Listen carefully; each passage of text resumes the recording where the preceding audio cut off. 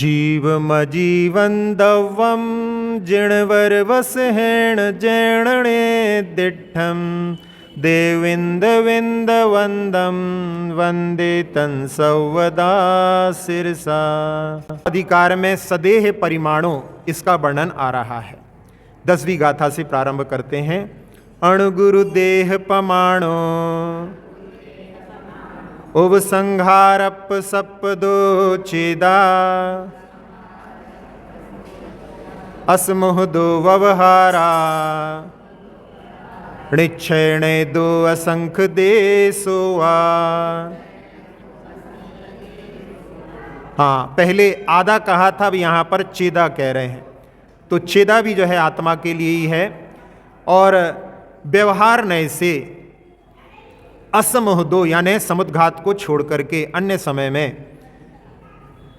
उपसंहारप सपदो यानी उपसंहार और उत्सर्पण, ये दो गुण होते हैं। उपसंहार वो कहलाता है जैसे सारांश में आखिरी में जब कोई विषय को संकुचित करते हैं, समेटते हैं, तो उपसंहार यानी संकोच करना और उत्सर्पण यानी विस्तार फैलाना। तो उसके कारण में अणुगुरु देह पमाणु, जैसा छोटा या बड़ा शरीर होता है तो आत्मा व्यवहार नय से उस प्रकार से छोटी बड़ी हो जाती है। और निश्चय नय दो, निश्चय नय से असंख्य देशों वा, असंख्यात प्रदेशों वाला, अर्थात वैसे जो छोटे से छोटा भी जीव रहेगा उसके पास में असंख्यात प्रदेश होते हैं, लेकिन वो लोकाकाश के असंख्यात भी भाग होते हैं। और यदि विस्तार करे तो पूरे लोक के बराबर उसके प्रदेश फैल सकते हैं। तो ये निश्चय से उसके पास में असंख्यात प्रदेश होते हैं। यहाँ नाम कर्म के कारण ये संकोच और विस्तार होता है, तो उसके कारण में जैसा शरीर मिलता है वैसा वो ढल जाती है, तो उसके कारण में इसको व्यवहार से कहा, यानी कर्म के सापेक्ष में उसका जो संकोच और विस्तार होता है, इसलिए वो व्यवहार नय से है। और वास्तव में यानी निश्चय नय से तो उसके पास में असंख्यात प्रदेश हैं। जो सबसे बड़ा अभी ज्ञात विश्व में जीव है वो ब्लू व्हेल है। 27 हाथी के बराबर उसकी काया होती है, उसकी केवल जिह्वा मात्र ही एक हाथी के बराबर होती है। तो इतने बड़े शरीर में आत्मा फैल जाती है, हाथी के शरीर में भी आ जाती है, इतनी छोटी हो जाती है। और हाथी भी अपने तुलना में बहुत बड़ा है और छोटी सी चींटी में भी वो संकुचित हो जाती है। तो इस प्रकार से ये आत्मा का जो संकोच और विस्तार होता है उसके अनुसार जितनी बड़ी देह होती है उतनी देह में वो समा जाती है। जितने क्षेत्र में एक परमाणु रहता है अविभागी, जिसका कोई विभाजन नहीं होता, उतने क्षेत्र को एक प्रदेश कहते हैं। तो उसमें ऐसे इतने प्रदेश हैं, तो ऐसे असंख्यात प्रदेश के बराबर जो है जीव के प्रदेश होते हैं। ये प्रदेश बहुत छोटा होता है। असंख्यात प्रदेशी जीव जो कि दिखलाई नहीं देते, यानी असंख्यात भी जो है प्रदेश छोटी सी जगह में हो जाते हैं। जैसे एक बार बतलाया था कि जब लोग दाढ़ी बनाते हैं, दाढ़ी बनाते समय में आपकी रेज़र ऊपर से नीचे जाती है, बाल कट गए हैं, जब पुनः जो है ऊपर ले जा कर के फिर नीचे लाते हैं, इतनी ही देर में वो असंख्यात प्रदेश बढ़ जाते हैं। जबकि 2 दिन बाद आपको दिखने में आते हैं, फिर भी वो वहाँ पर इतने समय में यानी नीचे से ऊपर ले जाने में भी वो असंख्यात प्रदेश बढ़ जाते हैं। तो असंख्यात प्रदेश भी बहुत छोटी होती है इकाई, यानी इकाई तो जैसे प्रदेश है, लेकिन असंख्यात प्रदेश भी जो हैं वो भी बहुत छोटे से क्षेत्र में रह जाते हैं। असंख्यात के असंख्यात भेद होते हैं। पूरा लोक भी असंख्यात प्रदेशी है और ऐसे जीव भी जो कि अपने लिए दिखाई नहीं देते। बरसात में अक्सर जो है किताब खोलने पर आपको चलते हुए जीव दिखाई देंगे, वो भी असंख्यात प्रदेशी हैं, और जो दिखाई नहीं दे रहे हैं वो भी असंख्यात प्रदेशी हैं। तो ये असंख्यात प्रदेशी जो है जीव के पास में प्रदेश होते हैं। अब इनमें आगे कहा कि समुद्घात के बिना। अब समुद्घात क्या होता है? तो समुद्घात को कहते हैं कि मूल शरीर से संबंध छोड़े बिना आत्मा के प्रदेश बाहर निकलना समुद्घात कहलाता है। ये समुद्घात 7 प्रकार का होता है। इनमें सबसे पहला समुद्घात वेदना समुद्घात कहलाता है।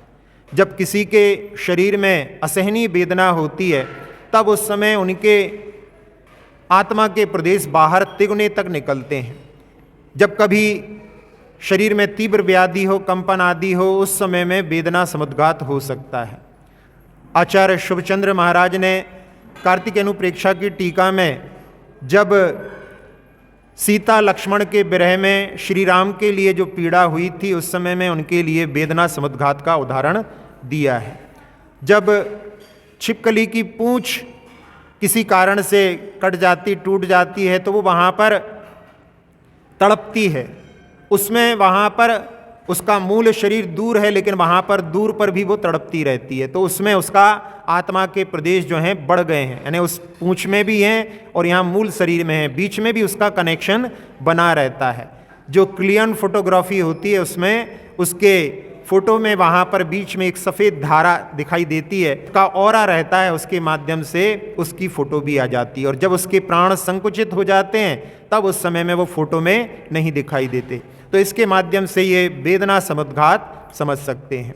दूसरा होता है कषाय समुद्घात, जिसमें कषायों के माध्यम से भी आत्मा के प्रदेश बाहर निकलते हैं, जो दूसरे के घात करने के लिए भी बाहर निकल सकते हैं, ऐसा जो है सहजानंद जी बर्णी ने लिखा है, और सामने वाले के मरण के लिए भी कारण हो सकते हैं। कई बार जो है लोगों की भयानक क्रोध को देख करके जो है लोगों का हृदय घात भी हो सकता है। जब युद्ध में जहाँ पर योद्धा लड़ते हैं और उनके लाल लाल नेत्रों को वहाँ पर स्पष्ट ही वो कषाय समुद्घात का रूप ही दिखलाई देता है। जो कषाय समुद्घात सर्वार सिद्धि के देवों के बारे में भी लिखा है, जहाँ शुक्ल लेशा होती है उसके बाद में भी वहाँ पर उनको भी कषाय समुद्घात का सद्भाव बतलाया। आचार्य श्री कहते हैं वहाँ पर भी आपस में हेमेंद्र लोग मिलते हैं और उसके कारण में किसी वार्ता को लेकर के वहाँ पर भी कषाय समुद्घात की स्थिति बन सकती है। इसके बाद में अगला समुद्घात होता है विक्रिया समुद्घात, जहाँ पर शरीर के अंग बढ़ाने, अन्य शरीर बनाने आदि के लिए जो देवनारकी के और रिद्धिधारी मुनिराजों के भी, चक्रवर्ती को भी जो अपने बहुत सारे रूप बनाता है वो भी इस विक्रिया समुद्घात के माध्यम से ही होता है। विष्णु कुमार मुनि ने भी जो अपने हाथ को बढ़ाया था, फैलाया था, वो भी इस विक्रिया समुद्घात के माध्यम से ही था। नारकियों में कहीं कहीं पर पृथक विक्रिया के बारे में भी वर्णन आता है, कहीं पर वो अपने ही शरीर को अस्त्र आदि के रूप में बना लेते हैं, ऐसा वर्णन भी आता है। ये विक्रिया समुद्घात मति ज्ञान का विषय नहीं बनता। ऐसा भी वर्णन आता है कि जब नीलांजना का नृत्य करते करते निधन हो गया था, दूसरी वहाँ पर देवी आकर के नृत्य करने लगी, सारी सभा वहाँ पर समझ नहीं पाई थी, अवधि ज्ञान से वहाँ पर आदिनाथ भगवान समझ गए थे, तो ये मति ज्ञान का विषय नहीं बनता, ऐसा भी देख सकते हैं। फिर इसके बाद में एक होता है मारणांतिक समुद्घात, जब मरण के समय में जिस जीव के मन में बहुत आकुलता होती है, जिसने पहले से आयु बांध ली है कि मर करके हम कहाँ जाएंगे, तो उनके लिए वहाँ के क्षेत्र को स्पर्शन करने के लिए जो आत्मा के प्रदेश निकलते हैं वो मारणांतिक समुद्घात कहलाता है। इसमें जिनकी आयु नहीं बंधी है, जो आखिरी में, कई बार ऐसा होता है कि जिसने आयु का बंध नहीं किया है वो आखिरी के असंक्षेप अद्धा कहलाता है, उसमें आयु को बांधते हैं, तो उनका जो है मारणांतिक समुद्घात नहीं होता। लेकिन बाकी जीवों का, जिन्होंने पहले आयु को बांध लिए, लेकिन उसमें सभी करें कोई ज़रूरी नहीं, लेकिन जिनकी ज़्यादा आकुलता होती है उनके लिए ये हो सकता है। और साथ ही साथ में उस समय में आत्मा के प्रदेश उस क्षेत्र को स्पर्शन करने गए हैं, लौट करके वापस पूर्ण समा भी सकते हैं और उसके बीच में भी मरण हो सकता है। तो उस समय में जितने प्रदेश बाहर निकले हैं फिर वैसे के वैसे उसी जगह पर जा कर के और फिर वहाँ के शरीर के आकार के रूप में ढलते हैं। तो ये मारणांतिक समुद्घात होता है। जब संलेखना का अवसर होता है उस समय में इसकी परीक्षा अच्छी तरह से हो जाती है। जिन प्राणियों ने संलेखना के समय में पहले जिनके शरीर में बड़ी आकुलता थी, लेकिन अंत में उनकी आकुलता पूरी तरह से दूर हो गई, तो वहाँ पर समझ में आता है कि मारणांतिक समुद्घात के माध्यम से इनकी अच्छी गति होना है, उसके माध्यम से वो संतुष्ट हो गए हैं, इसलिए इनकी आखिरी समय में सारी पीड़ा समाप्त हो गई। एक राजा राम वर्णी जी थे, उनकी संलेखना चल रही थी, उनके शरीर में कैंसर था, लेकिन आखिरी समय में उनके शरीर की पूरी पीड़ा बिल्कुल शांत हो गई थी। तो वो वहाँ पर निर्देश करता है कि उन्होंने मारणांतिक समुद्घात के माध्यम से उनका उत्थान होना है जान करके उनके लिए वहाँ पर शांति प्राप्त हो गई थी। जैसे कोई बड़े अफसर होते हैं, उनका ट्रांसफ़र होता है तो उन लोगों को कोई विकल्प नहीं होता, उनको मालूम है अच्छा क्वार्टर मिलेगा, सारी फैसिलिटी मिलेंगी गवर्नमेंट से, और जो निम्न स्तर के कर्मचारी होते हैं, उनके ट्रांसफ़र पर उनको बड़ी परेशानी होती है। अब कैसे बच्चों का एडमिशन होगा, कैसे सामान मकान किराए से क्वार्टर मिलेगा कि नहीं, ऐसी परेशानी होती है। तो जिनको यदि समझ में आ जाता है कि अधोगति में जा रहे हैं तो उनकी आखिरी में बेचैनी पीड़ा और बढ़ जाती है। तो इसके माध्यम से अपन इस मारणांतिक समुद्घात को समझ सकते हैं। अब अगला समुद्घात होता है तेजस।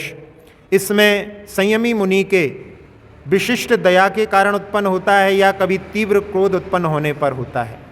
जब शुभ तेजस निकलता है जो व्याधि दुर्भिक्ष आदि को देख करके करुणा के कारण उत्पन्न होता है, वो उनके दक्षिण कंधे से और उनकी दक्षिण से प्रदक्षिणा करके जो पुरुषाकार होता है वो वहाँ पर जा कर के सुभिक्ष कर देता है, दुष्काल को वहाँ पर सुकाल में परिवर्तित कर देता है। और जो अशुभ तेजस होता है वो बाएं कंधे से बाईं प्रदक्षिणा करके वो बिलाव के आकार का होता है, सिंदूरी रंग का, और ये दोनों सूची अंगुल संख्याद्वय भाग से लेकर के मूल जहाँ शुरुआत होती है और जहाँ विस्तार होता है उनका वहाँ पर 12 योजन लंबा और 9 योजन चौड़ा, इस प्रकार से उतने क्षेत्र को वो वहाँ पर सुभिक्षा, जहाँ पर अशुभ है तो वो वहाँ पर जा कर के उनको सबको जला करके और भी वहाँ पर जला देता है। दीपायन मुनि और दंडक राजा के बारे में, दंडक राजा के समय में एक मुनिराज को ऐसे 2 उदाहरण मिलते हैं। बैंड बाजे वाले बजाते हैं, उनमें वहाँ पर जो चोंगा होता है वो फैलता जाता है, या जो चोंगा लगा होता है जो शुरुआत में थोड़ा रहता है बाद में वो फैलता जाता है। इस प्रकार से वो सूची अंगुल के संख्याद्वय भाग से लेकर के इतने 12 और 9 योजन तक वो विस्तार को प्राप्त कर लेता है। अगला समुद्घात है आहारक। इसमें जो मस्तक के मध्य से 1 हाथ प्रमाण शुद्ध स्फटिक मणि जैसा निकलता है, और जिन महाराज के मन में ये शंका कि इसका कैसे निराकरण होगा और उस समय में कोई केवली शुद्ध केवली पास में ना हो, और रिद्धि के माध्यम यानी रिद्धिधारी मुनिराजों के लिए ये उत्पन्न होता है, ये भी एक रिद्धि होती है। उस समय में औदारिक शरीर कार्य नहीं करता, क्योंकि एक समय में एक योग होता है, उस समय में आहारक योग होता है तो औदारिक योग नहीं होगा। और ये कभी कभी लब्धि हमारे लिए प्राप्त हुई, यानी तप विशेष से जो प्राप्त होती है रिद्धि, उसकी प्राप्ति हुई है कि नहीं, इस प्रकार की शंका होने पर भी ये निकल सकता है। और एक बार निकलने के बाद में, वापस आने के बाद में अंतर मुहूर्त में दोबारा भी निकल सकता है। और राजवार्तिक में कहा है कि एक साथ में 54 मुनिराज को आहारक समुद्घात हो सकता है, ज़्यादा से ज़्यादा हो तो 54 मुनिराजों को एक साथ में आहारक समुद्घात हो सकता है। ये सभी कार्य जो है अच्छे करता है, इसलिए तेजस की तुलना में यहाँ पर, तेजस में तो अशुभ भी होता है लेकिन ये हमेशा शुभ कार्य करता है। केवली समुद्घात में जिनके वेदनीय नाम और गोत्र ये 3 कर्म की स्थिति ज़्यादा हो और आयु केवल अंतर मुहूर्त मात्र रह गई हो, तो उस समय में उन 3 कर्मों को आयु कर्म के बराबर करने के लिए उनके समुद्घात की प्रक्रिया होती है। उसमें सबसे पहले उनके आत्मा के प्रदेश दंड के रूप में रहते हैं, यानी ऊपर और नीचे, पूरे लोक के ऊपर नीचे एक दंड जैसा उनकी आत्मा का जो आकार शरीर के अंदर है वैसा दंड बन जाता है। फिर अगले समय में कपाट पूरे लोक को 2 भागों में एक कपाट के माध्यम से विभाजित कर देते हैं, तीसरे लोक में पूरे लोक में फैल जाते हैं, और चौथे समय में जो बात वाले अवशिष्ट रह गए हैं उनमें भी फैल जाते हैं, तो वो लोक पूर्ण कहलाता है। फिर 4 समय में वापस होते हैं।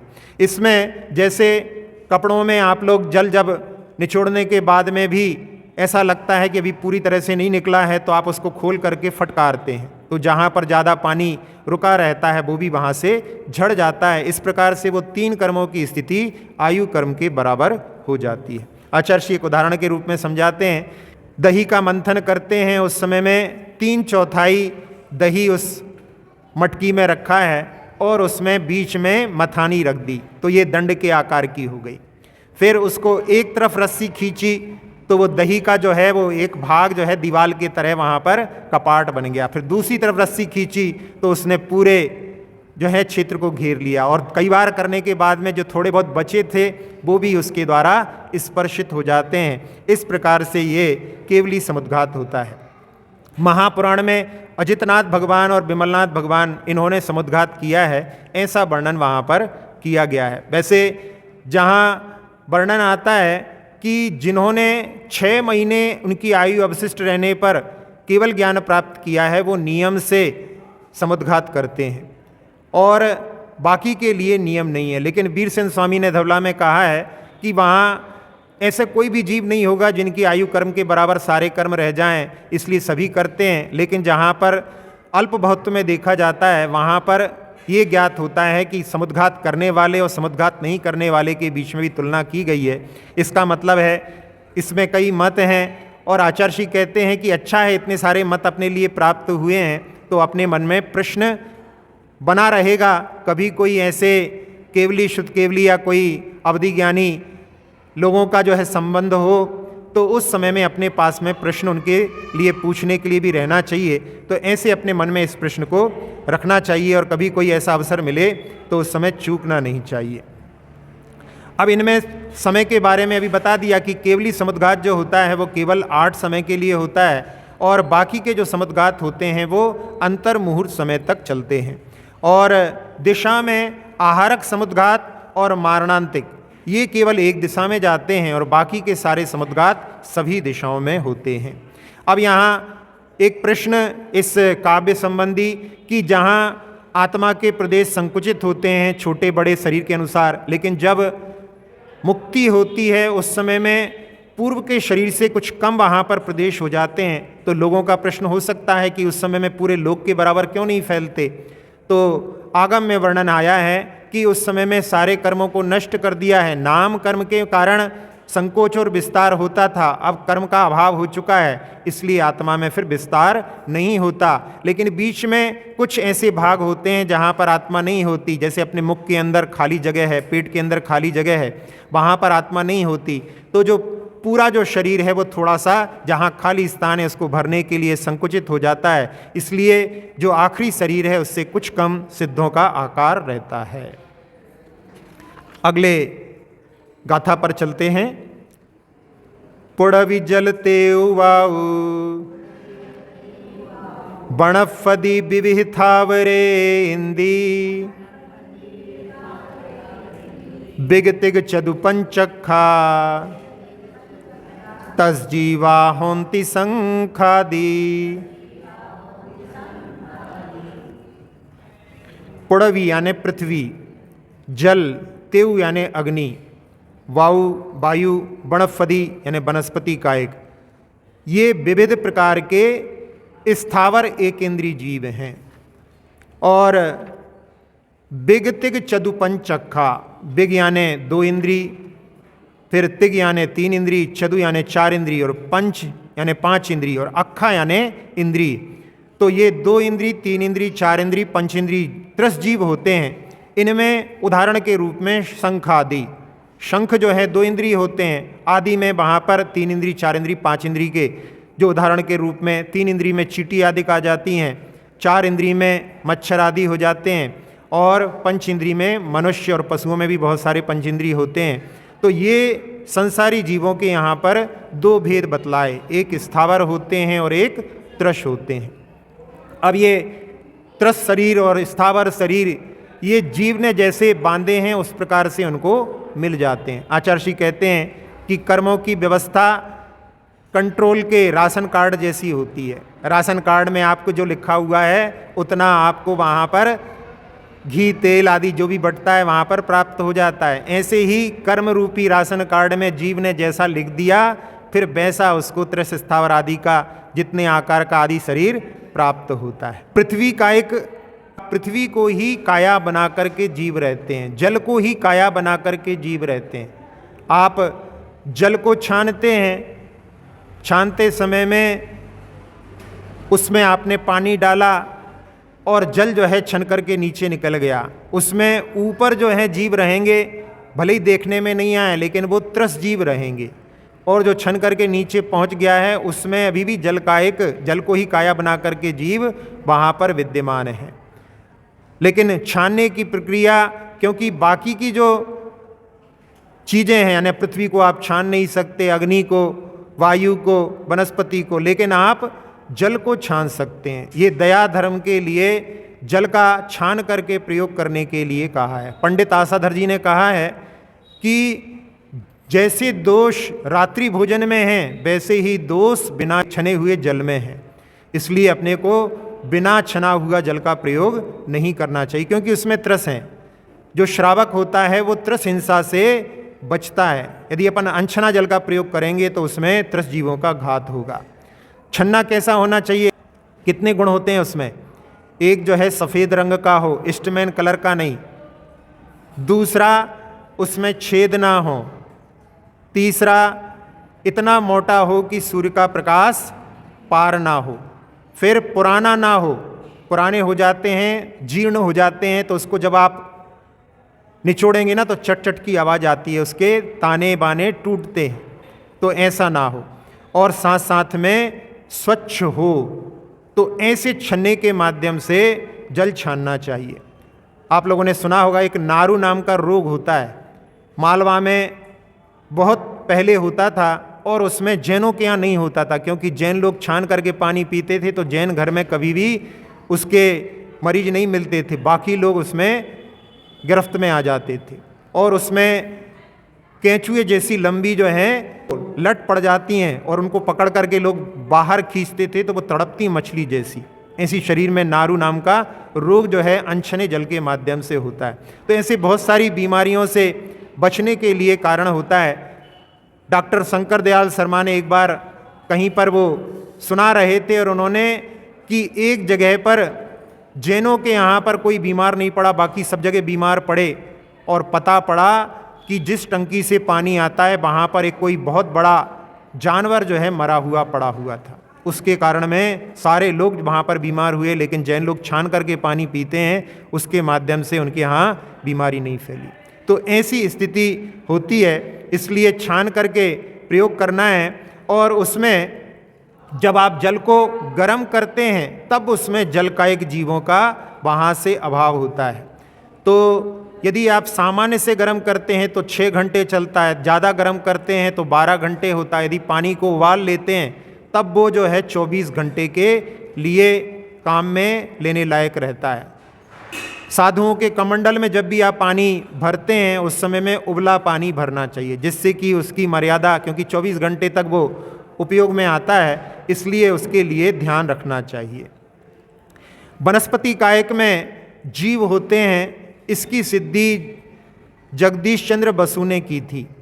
एक पंडित जी थे कलकत्ता में, सुबह सुबह घूमने जाते थे और जगदीश चंद्र बसु भी वहाँ पर घूमने जाते थे, आपस में उनका मिलना होता था और वो वहाँ पर बतलाते थे कि इन सब में जीव है। उनसे प्रेरणा लेकर के जगदीश चंद्र बसु ने खोज की थी और साथ साथ में वो पृथ्वी आदि पर भी प्रयोग कर रहे थे, लेकिन वो उनको पूरी तरह से मूर्त रूप से व्याख्यात नहीं कर पाए, उसके पहले ही उनके प्राण निकल गए। लेकिन जब उन्होंने 1901 में लंदन की रॉयल सोसाइटी में इसका प्रयोग बहुत सारे वैज्ञानिकों के सामने दिखलाया था, उन्होंने एक कैस्कोग्राफ जिसमें कि जो क्रियाएं हो रही हैं उनको 1000 गुना बड़े रूप में दिखाने के लिए एक पौधे को जहां पर इलेक्ट्रोड्स के माध्यम से उनको स्क्रीन पर कनेक्ट किया था और उसमें जब वो जीवित है तो वहाँ पर उसकी जो क्रियाएं हो रही हैं वो पेंडुलम के समान धीरे धीरे इस प्रकार से उसकी क्रियाओं को बतला रहा है, अंदर में उसके जीवन को प्रदर्शित कर रहा है।